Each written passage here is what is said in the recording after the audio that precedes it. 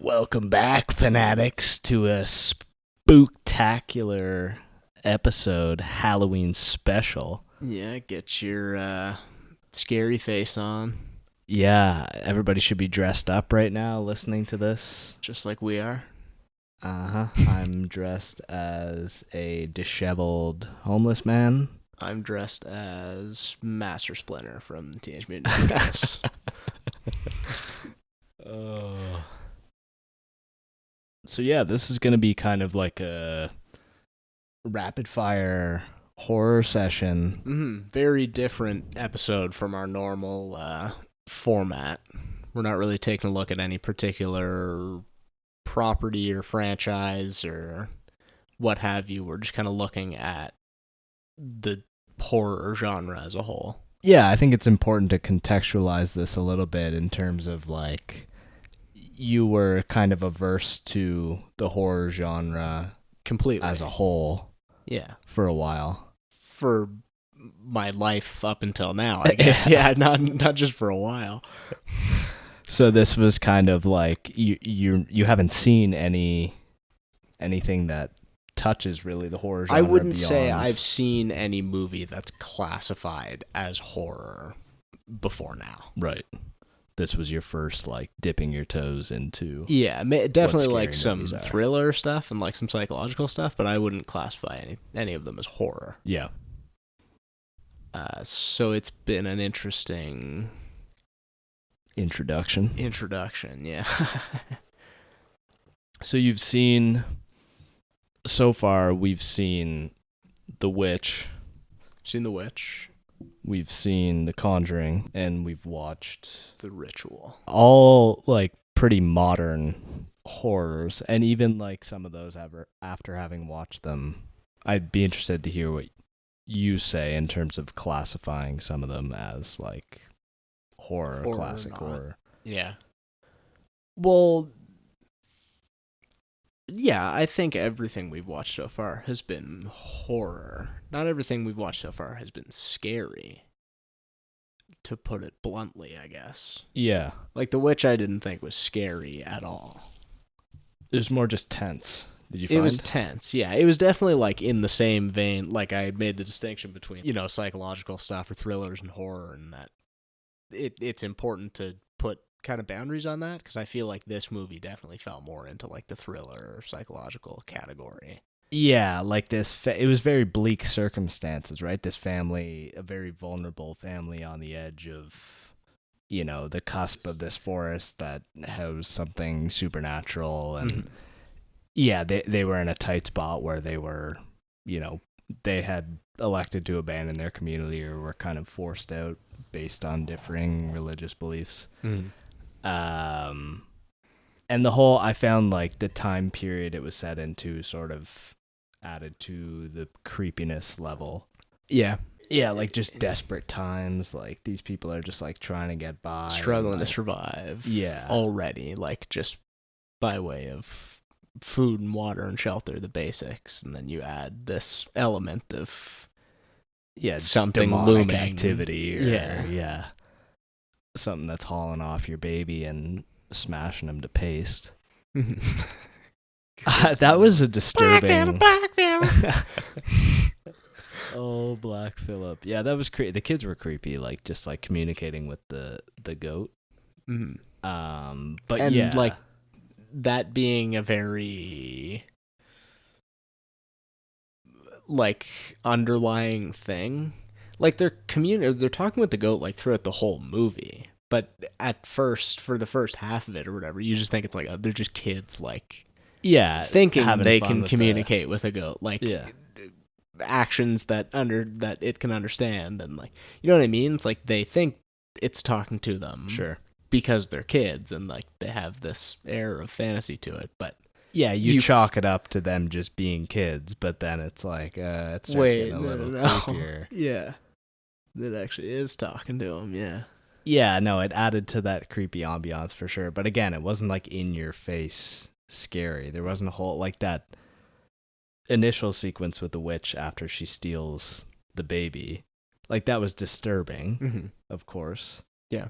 But I felt like it also took away from the scariness because it's like in the first 15, 20 minutes, 25 minutes of the movie, you see like the witch, and then it's just kind of like the implication of like the devil inside this goat after that. Like you've already seen the physical representation of the witch, and there's no like looming presence beyond this goat that you're just kind of waiting for like him to capitalize on his opportunity to, create havoc in the family and isolate Anya Taylor-Joy's character away from the rest of them, I guess, because he had chosen her to be a good candidate for whatever for this coven. Yeah, crazy shit was going on in the forest. But Black Phillip, like whenever that final scene, kind of before she treks out to the forest to join her witch sorority, where she's like trying to figure out if Black Phillip was actually talking to the kids and like trying to get him to say something and, identify yourself, prove that you're real type of thing. That was fucking like spine tingling. Like the voice they used for Black Phillip or the devil or whoever he was supposed to be was just like the whisper and the kind of like the promises of, riches and like greatness. And it was just very like spooky to me. I liked the way that they did that. But again, it was kind of like that was the single payoff, I guess, for a lot of waiting. That was like, an hour and a half in, the movie's wrapping up, and it's like, oh, okay, now it's a little scary, and then that scene is only a few minutes and resolves in a situation that's like, oh, well, that's not a scary resolution. They're like, this just kind of worked out for everybody. Yeah. So yeah, I get what you're saying. It maybe was like a more atmospherically scary movie than like an in-your-face like horror. But would you say there was a little bit more in-your-face horror in the next one you watched, The Conjuring? Yeah, The Conjuring was definitely a much scarier movie. The Conjuring was definitely scary, is how I should put it. Yeah. Was it like... I always find stuff that's based on a true story, and I always like, take it all with a grain of salt. Like everything's heavily dramatized, but just the fact that like it grew out of a true account of, these ghost hunters that felt a presence in that house back then and some weird shit going on. It just makes it hit a little harder in terms of chilling you to your core. Yeah. Yeah, especially because, like you said, based on a true story, I imagine, like, say all of the events are made up, are fictional, dramatized for the movie. The one thing that's probably real, or like the basis of it, is that they bought this house not realizing what they were doing and then couldn't afford to get rid of it or move or whatever. Like, you're stuck. Yeah. And, like, despite how scary, I imagine it's pretty fucking terrifying, how scary these events actually were, however they took place in real life. Knowing that it's like, you're still fucking trapped either way. Like, even if this is very overly dramatized and it didn't really happen like this, it's still like, there's these ghost hunters who have dedicated their fucking lives to finding ghosts and communicating with spirits and stuff like that, are telling you point blank, like, you got a problem here. Yeah. Like, this is going to be a real issue. Like, that's terrifying. And the psychological torture of it all, like, based on the true account. The mother, I can't even believe, like, the way, like, they represented her, just these random bruises appearing on her body and, like, trying to shake herself loose of this, like, the clocks are all stopping at the same time and she's hearing bumps in the night and she's, like, clearly, losing her mind, but trying to keep a grip on reality as she's being, like, slowly possessed by this entity. That's terrifying, yeah, like losing your self-control and willpower and stuff. Yeah. And yeah, some good scares in that too. Like, I'm remembering the one that speaks to me the most, I guess, was when Bathsheba, like the demon, appears on top of the dresser there after like one of the kids was kind of sleepwalking, and then she points up and she's like, ah! Yeah, that was jumps down. Oh my god, that was scary. That was terrifying. Yeah, because that was like the first like view of. That was the first look. Yeah. Other than I think we had seen whatever the kid's name in the mirror, like in the toy before that. Yes. But that was the first like actual close up look. Yeah. But as scary as that was, that paled in comparison to like on the stairs there. When the mom has the matches, she's like going down to check it out downstairs and then runs back up the stairs, but the door closes. Yeah, like smashes in her face and she falls down the stairs. Yeah. She ends up in the basement. And then, yeah, she runs back up and lights the match, and then you're expecting something to like pop out from down the stairs, but it's behind. Oh my fucking god, that scared the shit out of me. And the clap when they're playing like the hide and seek game too. Doesn't that happen when she lights the match and the match goes out after like the two like rotting hands clap beside her head? Yeah.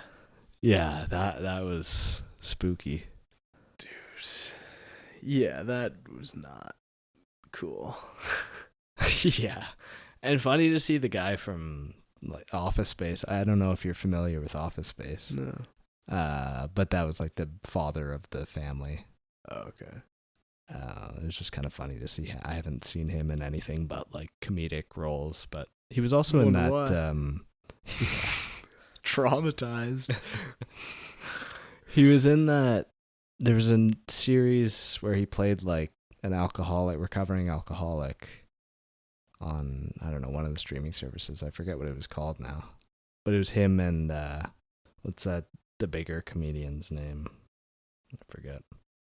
Anyways, I thought it was fun seeing him in like definitely a more serious role, I guess, where he had to really show his chops a little bit more than. But he seems like a versatile actor. That was probably the scariest movie we've watched so far. Yeah, definitely scarier than The Witch. Yeah, for sure scarier than The Witch, like more overt. Yeah, The Witch was, like we said, more atmospheric tension and like building that tension sort of for like what was maybe kind of a lackluster payoff in the end, but definitely creepy. But yeah, The Conjuring was like, you know, the slow, what were the 3 like stages of possession or whatever that Ed and Lorraine had taught their lecture hall or whatever they were. It was like, it was fun how the movie kind of like tracked along with those 3 principles, like the stages of possession, and then the mom, you know, being completely fucking possessed. Yeah, like taken over by Bathsheba. Yeah. How do you like look at your mother the same after that? Never. Especially like she goes to hug. I think it's the little girl, like the little girl that was under the table there. Okay, yeah. She goes to like hug her at the end, and I like cringe seeing that. I'm like, how could you possibly hug your mother after that? She tried to kill you. Yeah, no, that would stick with you forever. I don't know if your relationship with your mom could ever be the same. No, never. Hopefully, maybe the young ones are like, you hope that they just don't understand. Yeah, enough. Yeah. But there was some older girls in that family that... Shit you'll never unsee, yeah. I don't think therapy's helping with that one. No. Demon possessing your mother. Yeah. But yeah, no, that was a scary one. Scariest one, yeah. But that brings us to the most recent one, I guess, we've watched, which was The Ritual. I believe it was a Netflix original, Netflix produced one. Yeah. Quite bad. Quite bad. I mean, scary. Not pulling any punches here. No, not on this one. Scary, sure. And creepy atmosphere, kind of akin to The Witch. And I guess maybe similar to The Witch, that it's like kind of in a forest and... Yeah, it's a creature looming in the woods. Yeah. Essentially. But not critically looking at it, just not very good. Not a very good story. I mean, compelling, but just not very good. character Yeah. motivations that like were unclear, or not necessarily unclear, but just not expanded upon. It was Right. really like it was an ensemble movie. Like there was all these characters that had like an essential part to play in Like the story. the four group of guys hiking. Yeah. Yeah. But they really only focused on the one guy Who had witnessed or maybe cowered Caused away or in some from way. his buddy's death at the 7-Eleven. Yeah. It really only focused on that one guy, but it's like I would like to see some motivation. Like I understand. That's why it's hard to say. Like I understand automatically the motivation. Like the premise is your buddy is dead and you're going on this hike to honor him. Right, yeah. But there's no like I don't. It sounds dark because it's like such a deep premise, but like I don't care about this guy. You've given me no reason to like feel connected by way of these characters. Yeah, we don't know anything about these characters beforehand. We're just jumping into their relationships like after their buddy has died. I guess it's just banking on us feeling like empathetic towards the guy that did nothing. Like what would you do in that situation? You'd probably be asking yourself, like, would you freeze or would you, plan a route of attack or throw something at the guy or whatever? Like there could be a lot of different options for what you could do. And maybe that's what caused him to freeze too, because he's like, well, how do I approach this from the best situation? And you just don't have enough time to make a decision, to think it through like that, and your buddy's dead before you know it. Yeah. So yeah, I can see how like obviously this guy, that death would have impacted him maybe harder, not to like diminish what the significance of that death to for the other guys. Yeah.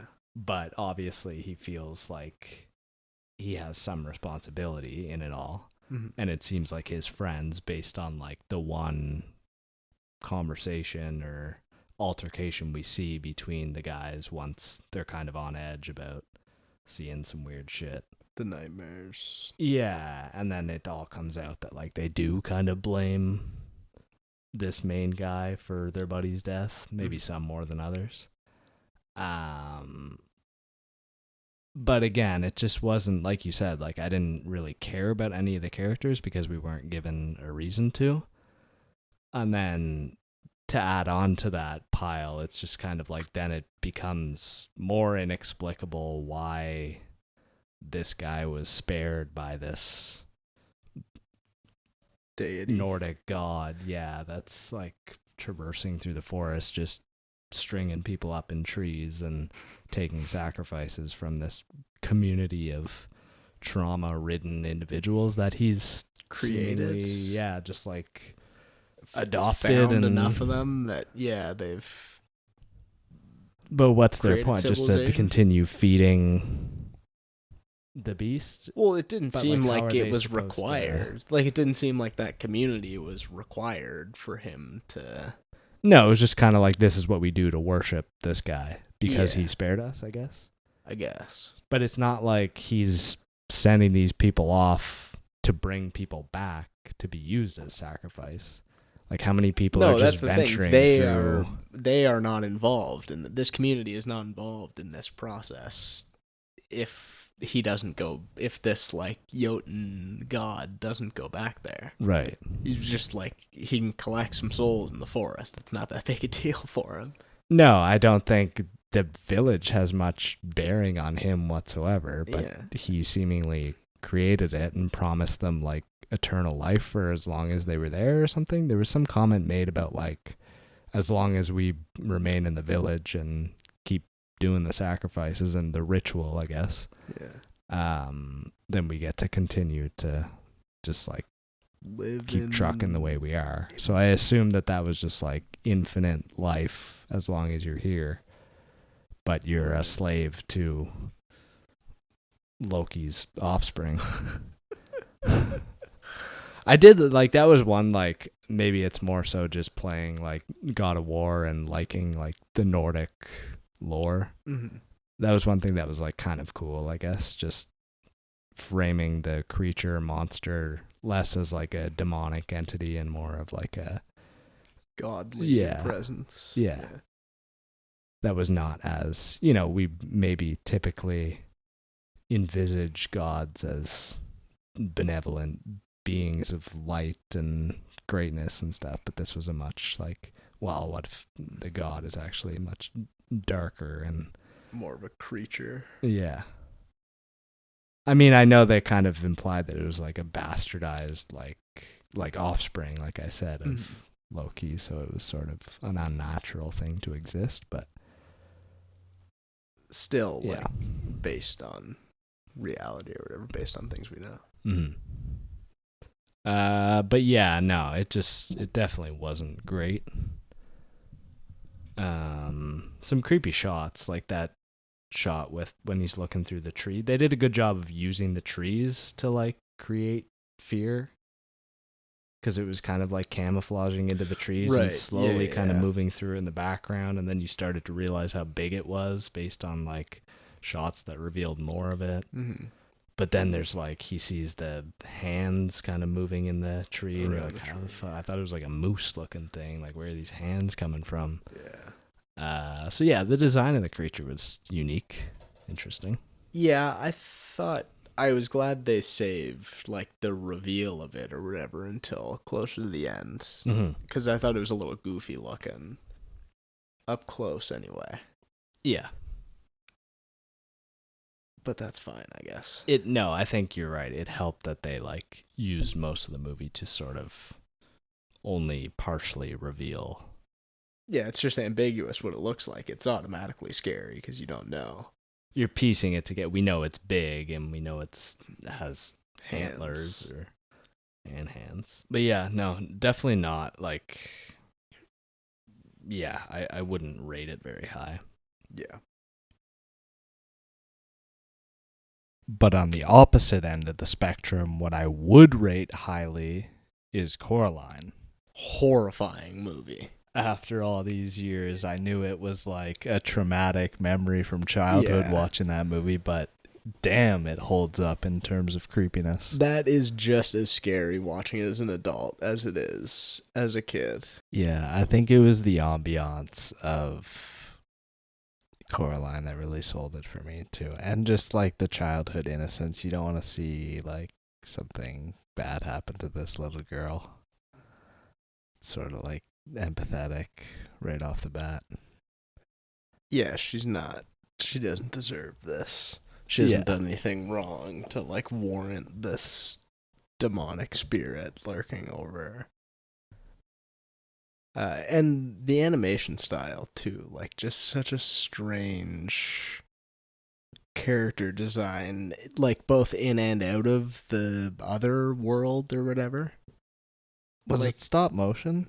Is that what you would classify the animation as? I don't think all of it was, but I think it was like a mix of, in the same way that like Spider-Verse was like a bunch of different styles of animation kind of coming together. I think this was the same kind of deal. It did feel unique, and it was outstanding, like visually very appealing, but helped maintain like the darker tone of the whole plot too, because it was based on a book or novella, right? Yeah. And actually, funny story about that. I was reading that the reason it even got made was because he had sent like an unfinished copy of the book to like one of his friends for her daughter to read, since she was like about the age of his target audience or something. Okay. And he was wondering, he wanted his friend to report back to see whether her daughter thought it was too scary or not. To which she had responded, no, it's not too scary. So he continued writing the book, and lo and behold, the finished product is what we got. And then years later, she had said that in fact it was too scary. Like she had nightmares about it, but she was just too like invested in the story and wanted to see how it ended up. So she lied. Just that good. Yeah. That's funny.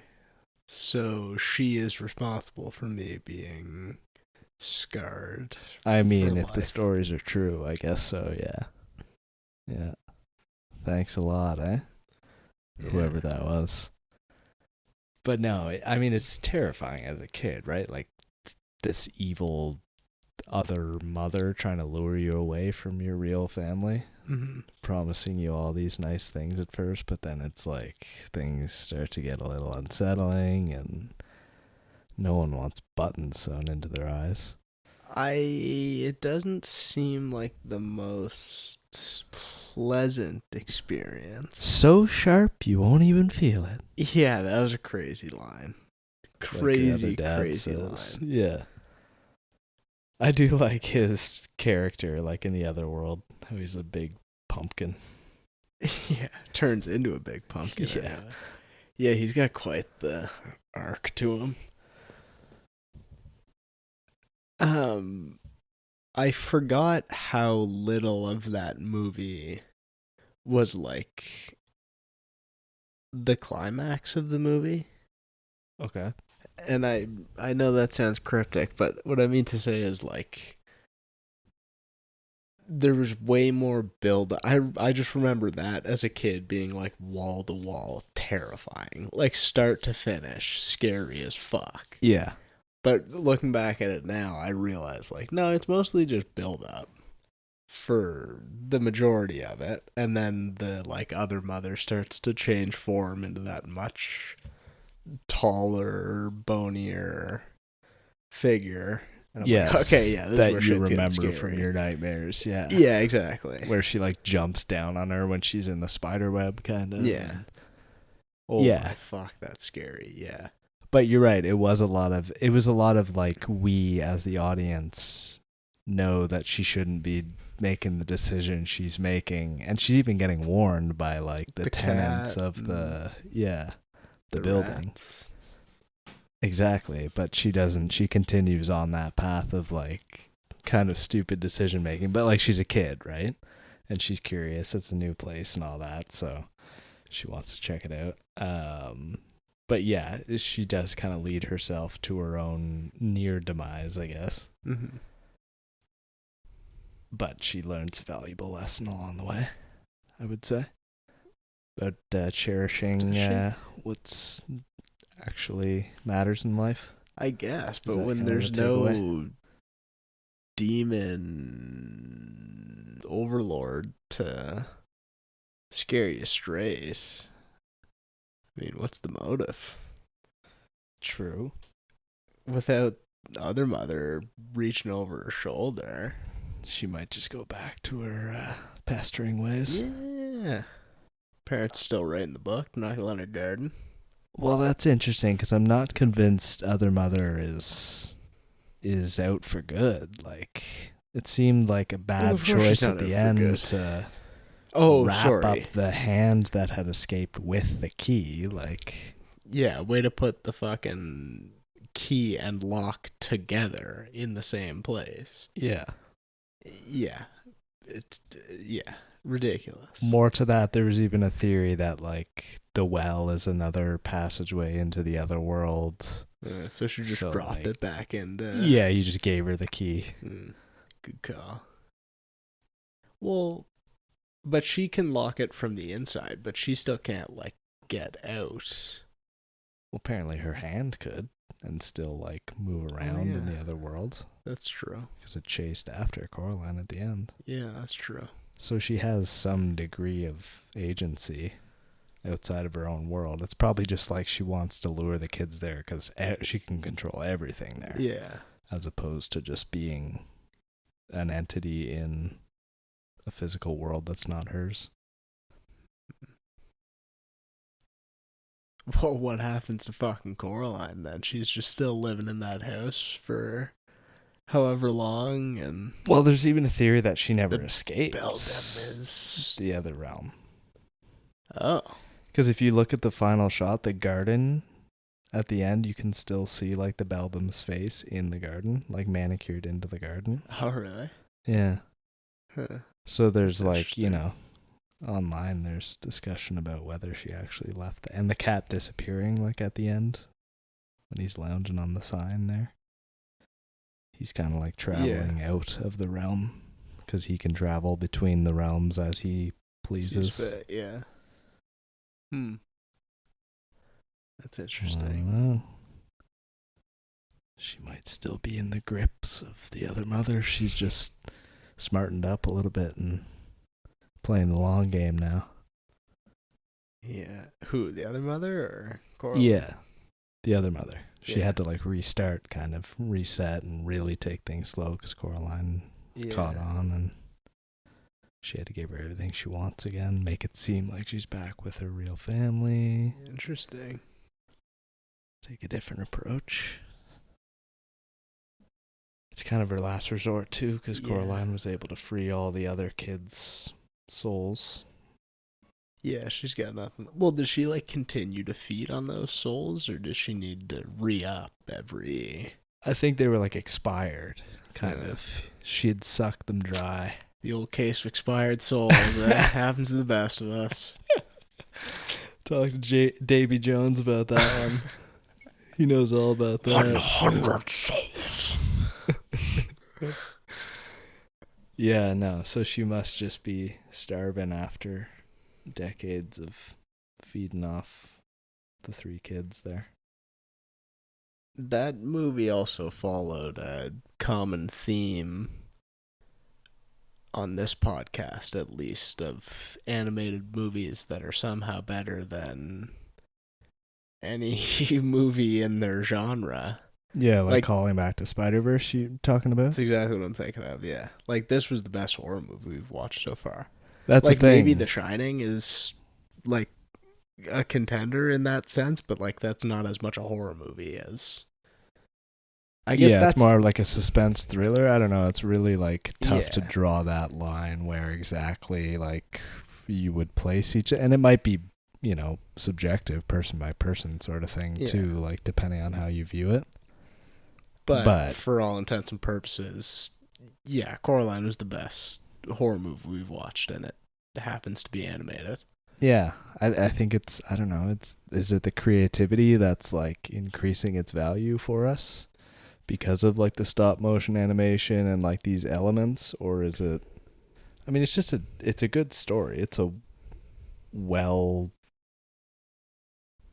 pieced together Narrative. story, and it's definitely like we said, it's creepy as a kid, but for different reasons than it's creepy as an adult almost. So it like has that dual value to it, which is should give it some value too based on our like chart and other people's interpretation, I would assume too, because it's well regarded. Yeah. But yeah, no, it's definitely different than, you know, what we've discussed previously, The Conjuring and The Witch and The Ritual. The Ritual. Yeah, like it was a different spice than any 3 of those. And a refreshing one at that, I think. But yeah, nostalgia played a factor for sure in that one a little bit.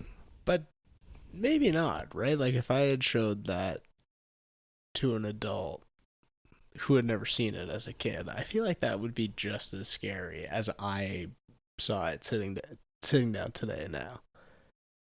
Yeah, I think so too. I just like, for the sake of transparency, maybe like it might be a little biased just for like, Yeah. we were looking at this as you even Well, but said that's the thing. previously, It's like not this like was a- what turned you off to horror movies in the first place. And it still, I wasn't overselling it.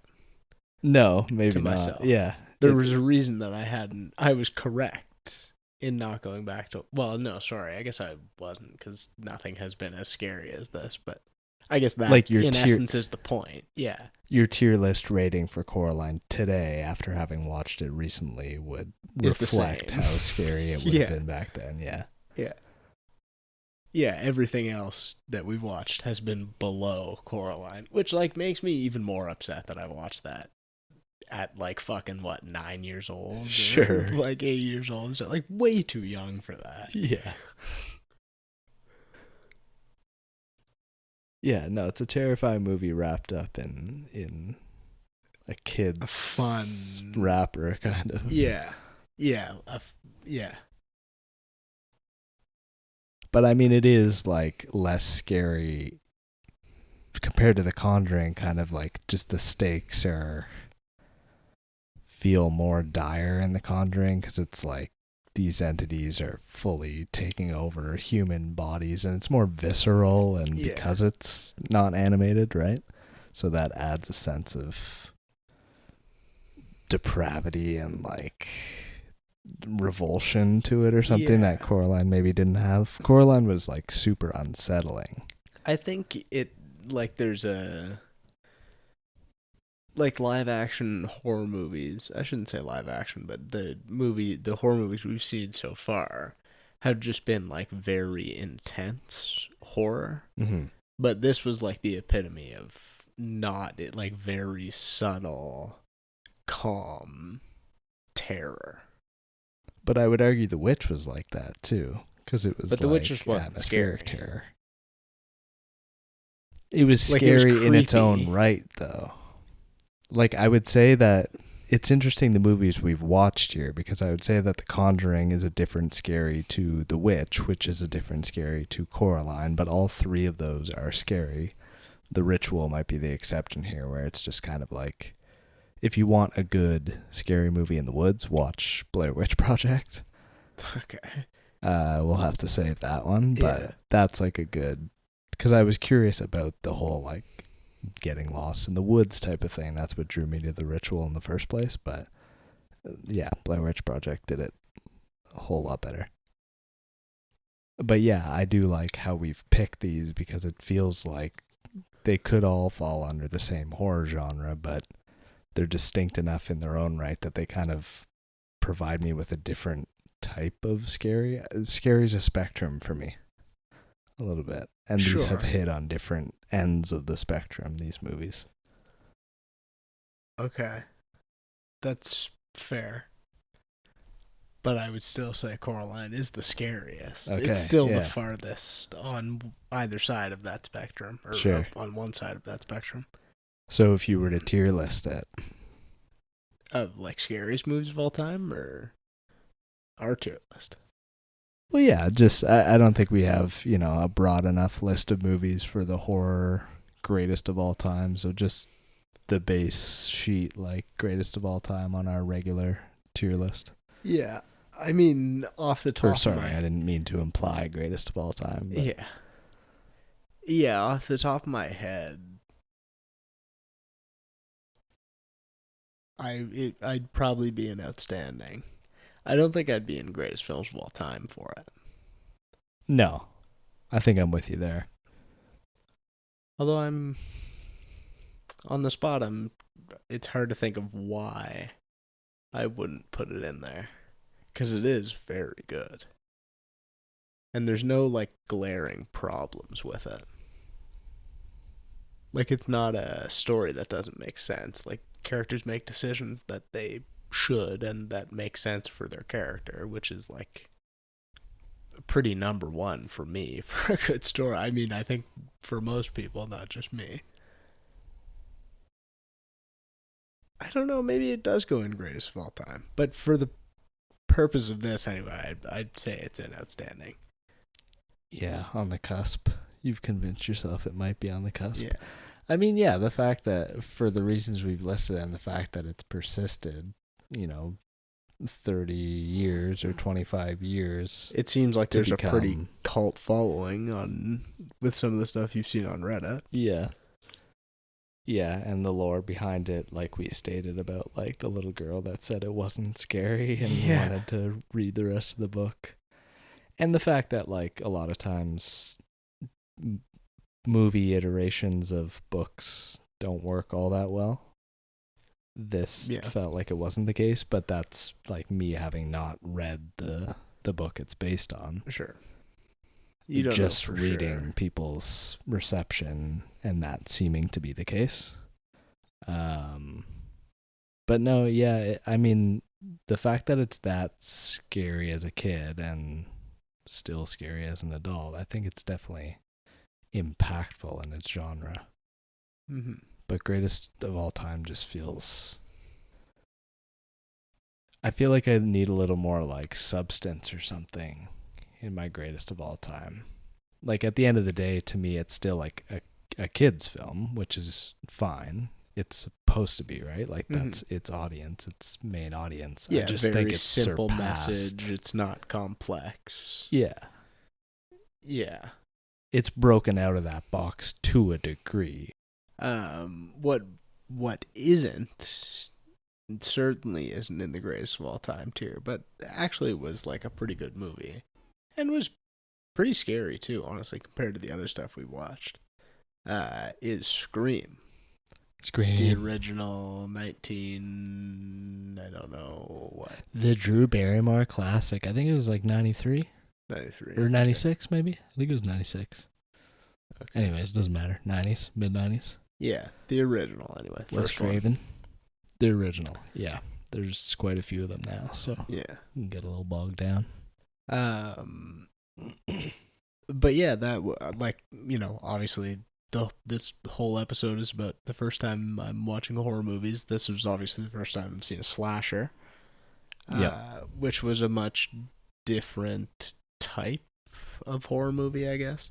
I guess this is like kind of the subgenre associated with horror, right? Like slasher is kind of the poster child of horror movies. Yeah. Like a Texas Chainsaw Massacre, or like Michael Myers Halloween, or Friday the 13th. Yeah, just like blood and guts. And I'd put Saw maybe in a little bit different of a... There's a whole like more body horror category, I guess you could kind of...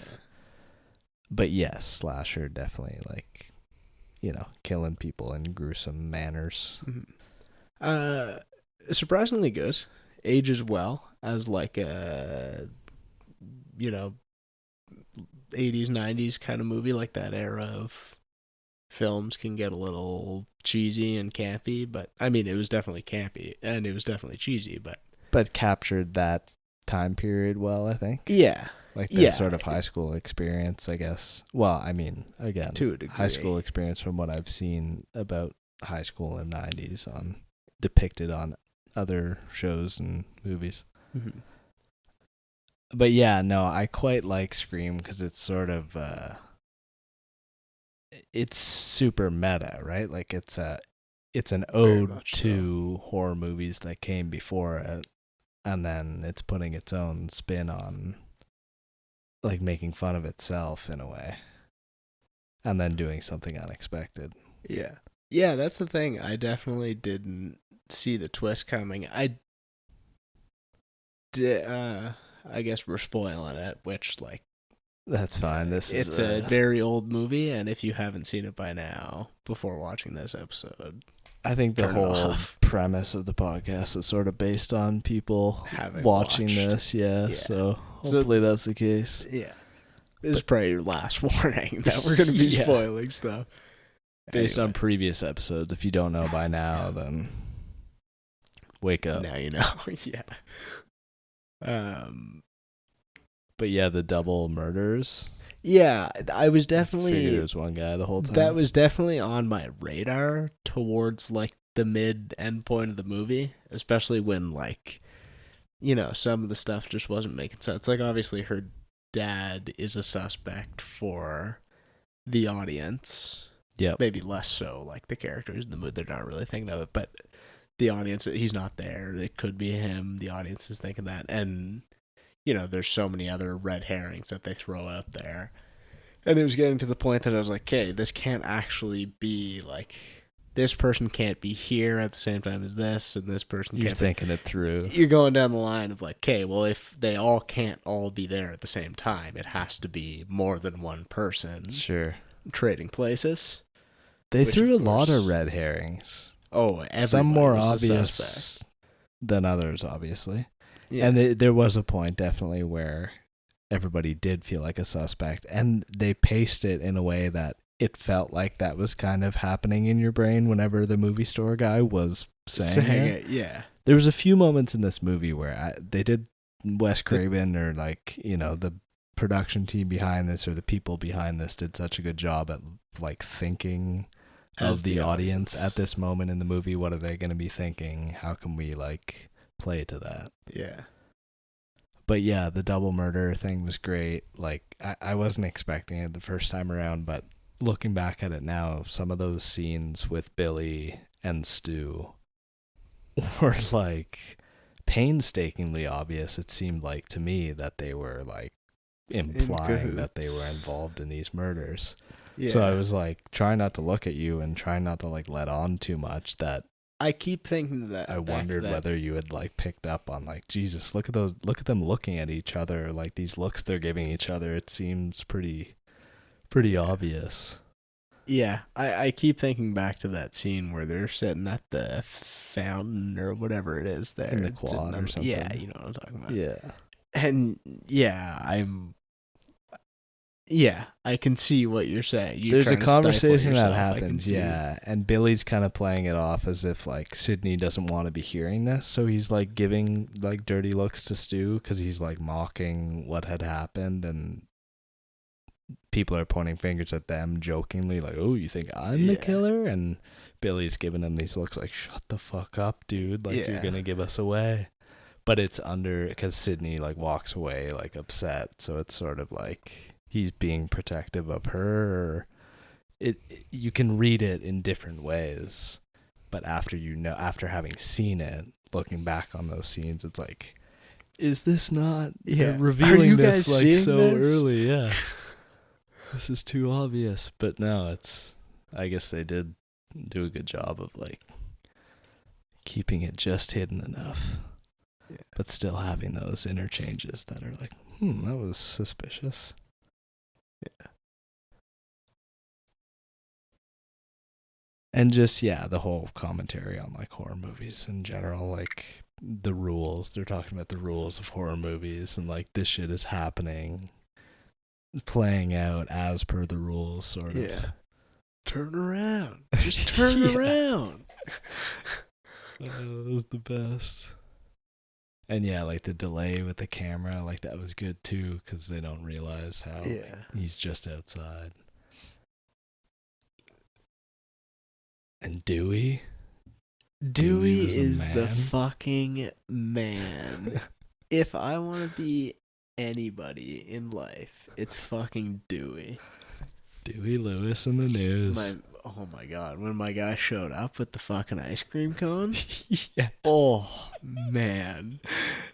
As his sheriff or chief is smoking a cigarette, he's licking an ice cream cone. It's so funny because I thought at that point I was like starting to suspect Dewey. Okay. Because he was by himself, which was like number one for whenever you're trying to figure this shit out. It's like who's by themselves a lot, right. In circumstances that it makes sense. But he was by himself when something happened, and then he showed up in that scene with an ice cream cone, and I was like, how fucking ice cold would it be if this guy just stalked somebody or killed somebody or whatever the fuck it was, and then got a fucking ice cream before going back to work to play as a cover. It's like, no, I was just getting ice cream. Licking his fucking cone. That is... ultimate power move. Yeah, and the ultimate alibi. Who's going to suspect the guy getting a fucking ice cream cone? It's not even a cup.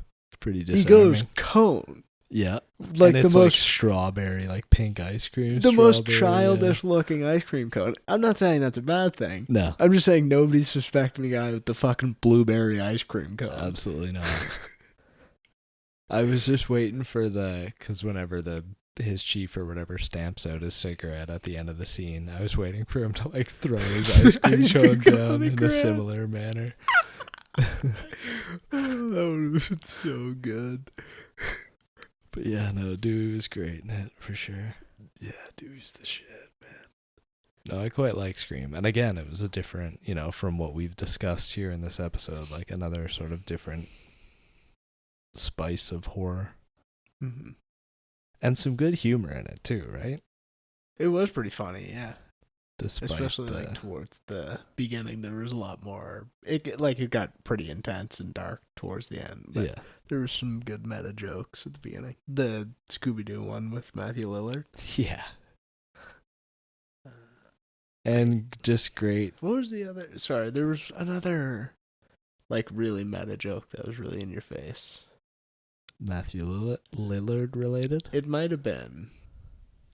but fuck. Oh, there pointed was it out. like the director reference to John Carpenter, yeah. but like Wes Craven. Yeah, the 'Cause thing. You know, dumb blonde character and got the name wrong, kind of her names mixed up. Yeah. Wes Carpenter film. Wes Carpenter. That was a fun meta one. Yeah. John Carpenter's The Thing. Yeah. For those who don't know. Aiden, one of Aiden's favorites. Unbelievable movie. Hint, hint. Keeps you on your toes, baby. Little whodunit. Although I guess this was kind of a whodunit in a way too. This is very much a whodunit. But whodunit is dead. Loomis. As is. Well, he can still haunt Sydney from the grave. He can still haunt Sydney from the grave. I don't think. Did you believe that he had anything to do with his mother's death, or was he just kind of like taking credit yeah, as like a fuck you, I'm gonna screw with you even more type of thing? I don't know. I hadn't really considered that, but yeah. Well, do you think it was Cotton that did it?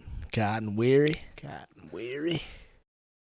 Hard to say. It was just too. I don't think it really. Yeah, it doesn't really matter enough. And maybe I don't know if like. I don't know how the sequels follow this. Yeah, I'm sort of fishing for answers that are kind of touched on in the sequels. Yeah. Is it just the same to see where your head would be at? Cast of characters and for the most part. I mean, Dewey's back, Courtney Cox is back, Gail Weathers, Liev Schreiber comes back as Cotton. He plays like a bigger role in the second one, I think. Sidney Prescott is back. Most of them are back. I think even Randy's there because he survived. Randers. Fucking Randy. Big R. Like that guy too. Yeah, he's good guy. But yeah, and I mean, like, credit to it for, I think, the time it came out, it would have been sold as like, we have Drew Barrymore in a horror movie. And then to pick up after the first like 10 minutes, she's like, it was strung 13 out by and the change, tree. yeah. Yeah. So that would have been like, I'm trying to picture myself in theater going there on like opening night to see Scream, like Drew Barrymore movie. It's going to be awesome. Yeah. Like, I don't know. It just would have been like a shocker. It would have been a huge bang opening to a movie like that for sure. Mm. Yeah, that really threw me off.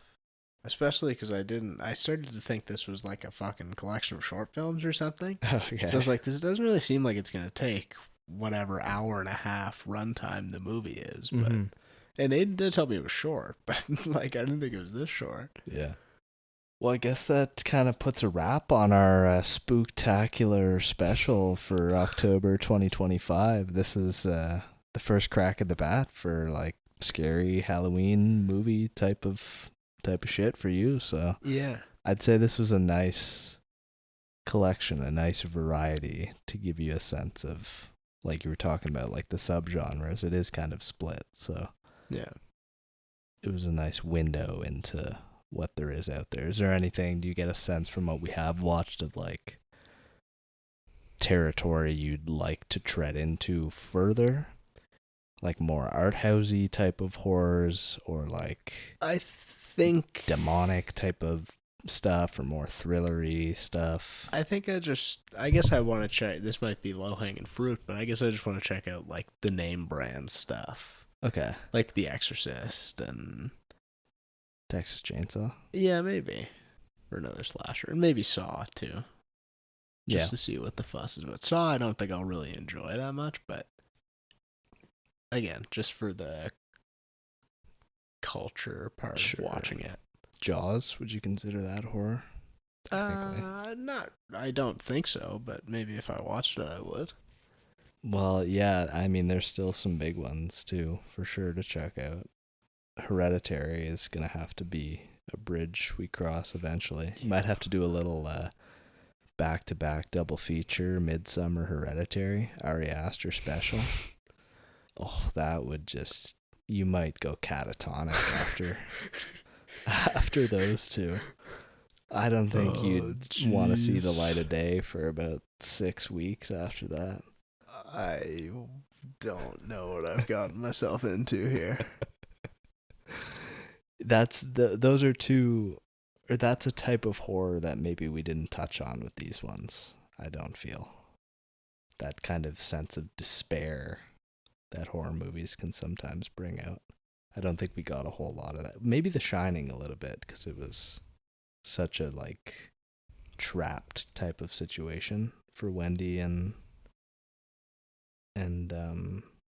Danny. Mm-hmm. But not that was in our Halloween special here. That was its own episode in its own right. But yeah, there's a certain sense of, I think despair is the best word, that we just didn't really capture in this go around for horror films. All right, well, you hear that, ladies and gentlemen? You get to stick around for my desperation in upcoming episodes of Fraternal Fanatics. Process your trauma after Ari Aster knocks you on your ass. Thanks for listening. Take care.